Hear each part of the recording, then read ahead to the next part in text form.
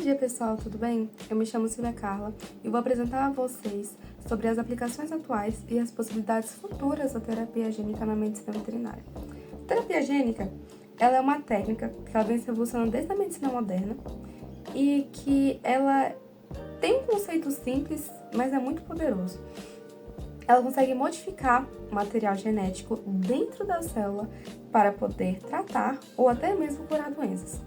A medicina veterinária é uma área que ela vem crescendo muito, principalmente em doenças hereditárias, doenças degenerativas e até mesmo no câncer. Na prática, a terapia gênica ela pode atuar em 3 formas. A primeira, inserindo o gene saudável para poder substituir o gene defeituoso.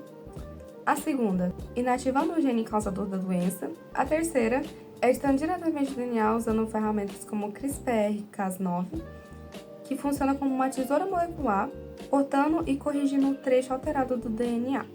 O gene terapêutico ele pode ser aplicado diretamente no organismo, chamado de terapia in vivo, ou nas células retiradas dos animais, que depois são reinseridas, chamadas de terapia ex vivo. Para os genes chegar até as células, ele precisa de um transportador, que chamamos de vetor.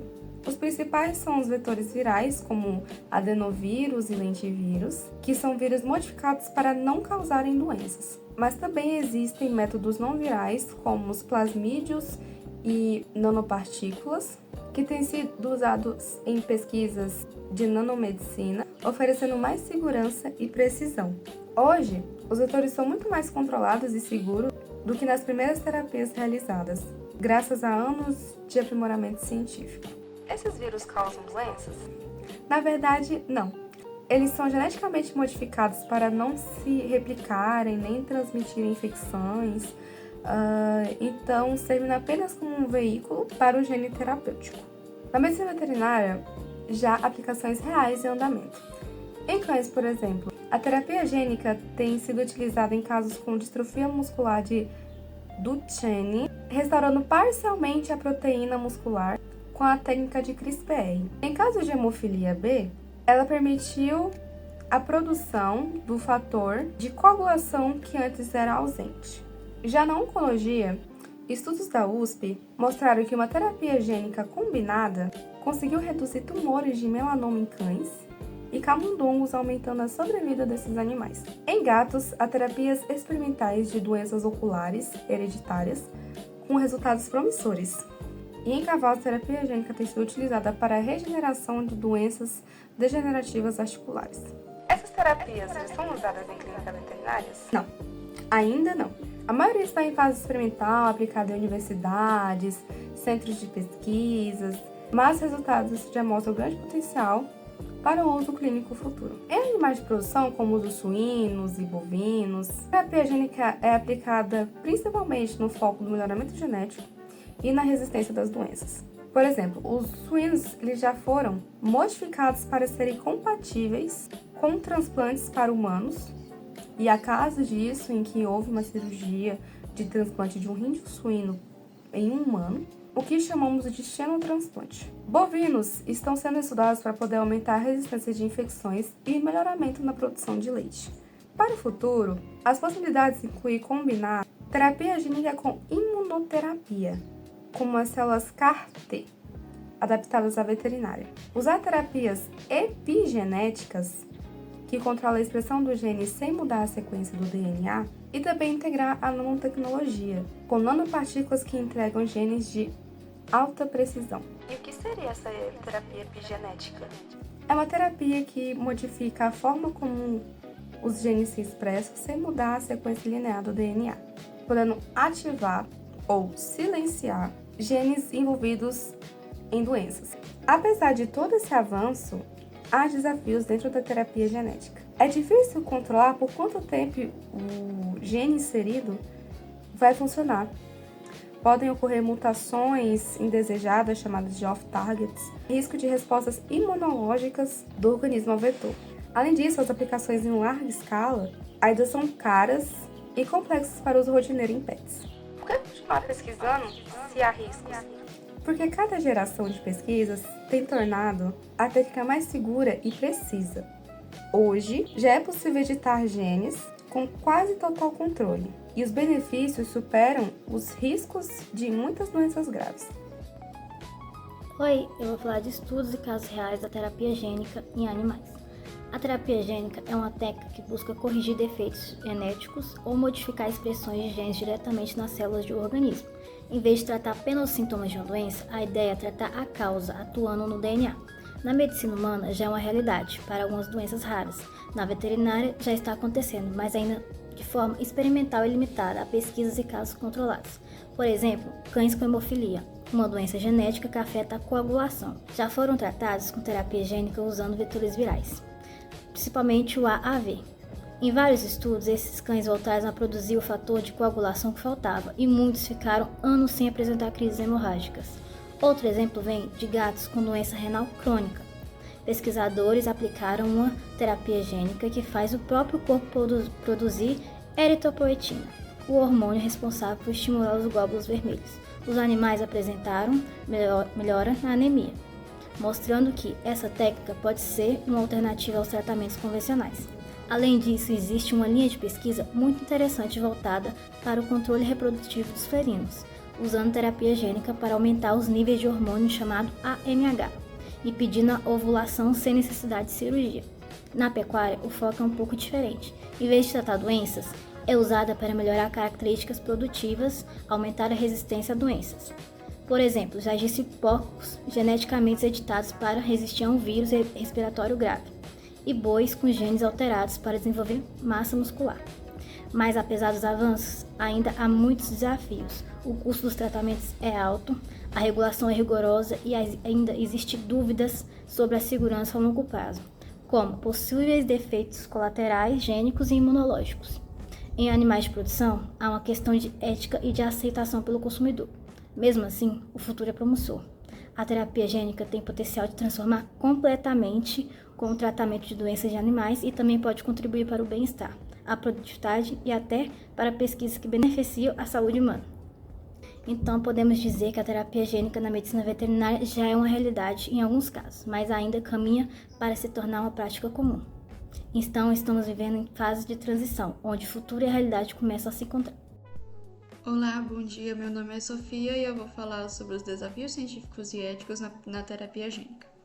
A aplicação de terapias que envolvem a entrega de material gênico em indivíduos animais produz, ao mesmo tempo, desafios científicos de alta complexidade e dilemas éticos de natureza profunda. O avanço técnico, ainda que notável, caminha acompanhado de questionamentos sobre a segurança, a previsibilidade biológica, a responsabilidade social e os limites morais. Entre os principais pontos críticos estão os problemas de segurança genômica, imunogenicidade, durabilidade da expressão gênica e impactos éticos e regulatórios associados à manipulação do material hereditário. A segurança genômica é uma das preocupações mais recentes, embora vetores como AAV sejam descritos como predominantes episomais, ou seja, não integrados. Estudos em grandes animais demonstram eventos de integração no genoma hospedeiro e expansões clonais de células transduzidas. O trabalho clássico em cães com hemofilia relatou 1.741 eventos de integração, alguns próximos a genes relacionados ao crescimento celular, ainda que sem a formação tumoral observada durante o período do acompanhamento. Assim, os autores concluíram que os tais resultados apoiam o desenvolvimento clínico, mas enfatizam a importância do monitoramento ao longo do prazo por possível genotoxicidade. Um editorial sintetizou poeticamente essa preocupação ao afirmar que o vírus atua como um hóspede persistente, não como um invasor. Lembrando que, apesar de não ser um vírus patogênico clássico, a presença duradoura de DNA vetorial pode gerar consequências imprevisíveis ao longo do tempo. Em termos práticos, protocolos clínicos que empregam os vetores desse vírus em animais devem prever planos robustos de vigilância prolongada, com biópsias, análises e integração genômica e monitoramento bioquímico, exigências que, inevitavelmente, elevam os custos e a complexidade regulatória. Outro eixo crítico é a imunogenicidade. A integração entre o vetor e o sistema imune, tanto inato quanto adaptativo, define o sucesso terapêutico. Anticorpos neutralizantes pré-existentes, respostas citóxicas mediadas por linfócitos T ou mecanismos inatos podem reduzir a expressão do transgênese, comprometer a eficácia ou causar toxicidade aguda.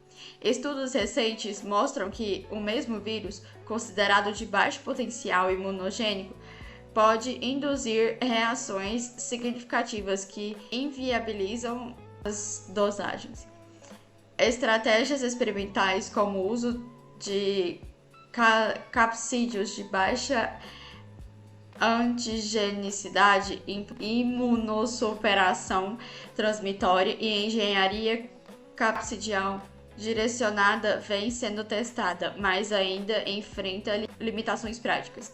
No contexto veterinário, a diversidade imunológica entre espécies e indivíduos, aliada ao alto custo e riscos de imunossupressão, torna essa variável um verdadeiro ponto de inflexão entre a teoria e a viabilidade clínica. A durabilidade e a variabilidade da expressão do transgene também se impõem como desafios concertos. Estudos em cães demonstram manutenção de expressão funcional por anos, com resultados clinicamente significativos em alguns indivíduos, mas insuficiente em outros. Essa variabilidade interindividual torna difícil estabelecer metas terapêuticas universais e critérios objetivos de sucesso. Casos clínicos mostram desde benefícios sustentados até perdas precoces do efeito, o que reforça a necessidade de protocolos de seleção criteriosa, definição de metas biológicas mínimas e segmento longitudinal rigoroso. Nas abordagens de edição genômica, a principal preocupação científica recai sobre os chamados off-targets, cortes ou manutenção não intencionais em regiões genômicas distintas daquelas previstas. Esses eventos podem resultar em disfunções celulares, mutações elétricas ou, em cenários extremos, carcinogênese. Embora novas metodologias de alta fidelidade venham reduzindo a incidência desses efeitos, a incerteza permanece, sobretudo em aplicações sistêmicas ou em tecidos de rápida reaplicação celular. O risco se amplifica em casos de edição germinativa, em que modificações poderiam ser transmitidas a gerações futuras, um ponto que ultrapassa a esfera técnica e adentra a ética propriamente dita. De modo geral, a edição somática localizada restrita a tecidos específicos, como a retina ou o músculo, tende a ser mais acessível sob o ponto de vista ético e regulatório, ao passo que a edição germinal permanece amplamente rejeitada por implicar intervenções hereditárias permanentes e potencialmente imprevisíveis. Esses desafios somados configuram o cerne da discussão contemporânea sobre a terapia gênica veterinária, um campo promissor, mas que exige prudência epistemológica e ética. O dilema não se resume ao poder fazer, mas ao dever fazer e, sobretudo, ao como fazer, de modo seguro, responsável e moderavelmente defensável. Uma das maiores entraves na consolidação da terapia gênica veterinária é a dificuldade de tradução entre espécies. As propriedades farmacosintéticas dos vetores de absorção, a distribuição, o metabolismo e a excreção variam amplamente conforme o porte, a fisiologia e a resposta imunológica de cada animal. Assim, um resultado obtido em cães, por exemplo, não pode ser extrapolado automaticamente para felinos, equinos ou espécies de produção. Cada espécie exige estudos específicos de biodistribuição e segurança, o que torna o desenvolvimento de protocolos padronizados uma tarefa quase impossível e onera consideravelmente o tempo e o custo da pesquisa. Essa complexidade se estende ao monitoramento pós-tratamento, aspecto essencial diante dos riscos de integração vetorial, respostas imunes tardias ou sequências deletérias. O acompanhamento de longo prazo é, contudo, logisticamente desafiador na prática da veterinária, especialmente pela falta de sistemas estruturados de vigilância, pelos custos dos exames e pela adesão variável dos tutores. Estudo em cães que documentaram eventos de integração genômica reforçam a necessidade do monitoramento de décadas, não apenas anos, para que se possa compreender plenamente as consequências biológicas dessas intervenções. As questões regulatórias e de propriedade intelectual também configuram um terreno de incerteza. O marco regulatório global é fragmentado. Enquanto países como os Estados Unidos aprovaram produtos como o ONCEPT, outros tratam terapias gênicas e edições genômicas sobre a mesma ótica aplicada a organismos geneticamente modificados, impondo restrições severas. Ademais, as patentes sobre os vetores e transgênios frequentemente limitam o acesso e elevam custos, criando barreiras para centros de pesquisa e clínicas independentes. A ausência de diretrizes claras para animais de produção, por sua vez, dificulta a adoção industrial e expõe o setor a lacunas legais. Em termos práticos, isso tudo se traduz em insegurança jurídica para o clínico veterinário e em desigualdade de acesso entre pacientes, dependendo da jurisdição e da política sanitária vigente. No eixo ético, emergem 4 grandes temas estruturantes: bem-estar animal, consentimento, justiça distributiva e impactos ambientais. O bem-estar animal. As terapias gênicas e intervenções da edição frequentemente implicam procedimentos invasivos, cirurgias, biópsias e eletroporação e efeitos colaterais ainda pouco previsíveis. O tradicional princípio dos 3 Ls, substituição, redução e refinamento, demanda uma releitura, pois a criação ou tratamento de animais geneticamente modificados pode gerar novas formas de sofrimento, dependência e cuidados contínuos e vulnerabilidade imprevistas. O consentimento e a autonomia. Animais não possuem agência moral para consentir com procedimentos. As decisões recaem sobre os tutores e profissionais que devem equilibrar risco, benefício e incerteza. A ética clínica exige que a comunicação com o tutor seja transparente. É imperativo esclarecer riscos, duração dos efeitos, possibilidade de falhas e alternativas terapêuticas disponíveis, sobretudo quando o tratamento é experimental e de alto custo. Justiça distributiva. A introdução de terapias de alto valor cria uma divisão simbólica entre os animais de elite, cujos tutores podem custear tais intervenções, e a imensa maioria que permanece fora desse alcance. Essa desigualdade adquire um contorno moral ainda mais agudo quando se trata de animais de produção, nos quais modificações gênicas voltadas à eficiência econômica podem suplantar preocupações de bem-estar e reduzir os indivíduos em instrumentos de produtividade. Outra camada de discussão ética envolve a edição germinal e seus reflexos na biodiversidade. Alterações transmissíveis e descendentes podem modificar as populações inteiras, especialmente se animais editados escaparem ao ambiente natural ou cruzarem com indivíduos selvagens. Em rebanhos, a uniformização genética obtida por engenharia pode, paradoxalmente, aumentar a vulnerabilidade a novas doenças e reduzir a resiliência ecológica. Por essas razões, revisões recentes enfatizam a necessidade de avaliações ambientais rigorosas e de governança científica prudentemente antes da libertação de organismos editados. Olá, sou o Vitor e vou falar sobre as perspectivas futuras e percepções da comunidade. A pesquisa e o desenvolvimento de terapias gênicas voltadas para animais tem evoluído em ritmos diferentes, dependendo do setor e do modelo de negócios envolvidos. Enquanto boa parte da inovação em genômica e edição genética ainda tem foco principal no impacto humano, como terapias e vacinas voltadas à medicina humana ou à biotecnologia industrial. Já aparecem sinais claros de crescimento e investimento no mercado veterinário.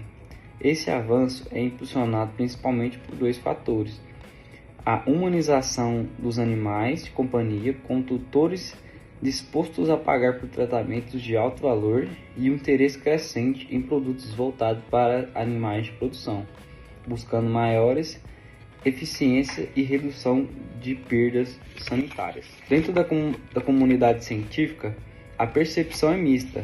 Muitos pesquisadores reconhecem o grande potencial da terapia gênica, especialmente para doenças monogênicas, distrofias, doenças oculares e condições degenerativas, com modelos de animais bem estabelecidos. Mas também destacam os limites técnicos, como imunogenicidade, custo e integração do material genético, além de barreiras éticas e regulatórias. Revisões recentes sobre ensaios clínicos em imunogene, terapia veterinária, mostram progresso constante entre 2017 e 2024, com resultados encorajadores, embora ainda demandam amostras maiores e acompanhamento a longo prazo. No campo empresarial, dois modelos de negócio se destacam: A. Mercado premium para pets, com tutores dispostos a investir com tratamento personalizado e de alto custo, e B. As aplicações industriais voltadas à redução de perdas e aumento de produtividade em larga escala. Startups e investidores estão explorando ambas as frentes, enquanto empresas de longevidade focam no público de animais de companhia. Parcerias com agronegócios miram soluções genéticas para rebanhos. Além disso, os processos regulatórios mais custos e menos onerosas da medicina veterinária comparados aos da humana, tornando o setor ainda mais atraente para a inovação. Por fim, quanto à percepção pública e profissional, as opiniões variam bastante. Estudos mostram que tutores e público geral tendem a reagir de forma mais positiva a terapias que prometem melhorar a qualidade de vida dos animais, especialmente quando a justificativa clínica é clara. Já pesquisadores e profissionais de laboratório são mais cautelosos, priorizam evidência sólida, monitoramento e governança. Veterinários clínicos, por outro lado, demonstram interesses práticos, condicionado a custo e a comprovação de benefício real. Uma pesquisa pública em 2025 sobre o conhecimento e a prática de profissionais em medicina regenerativa veterinária confirmou esse cenário. O interesse é crescente, mas ainda existem lacunas importantes na formação e na regulação.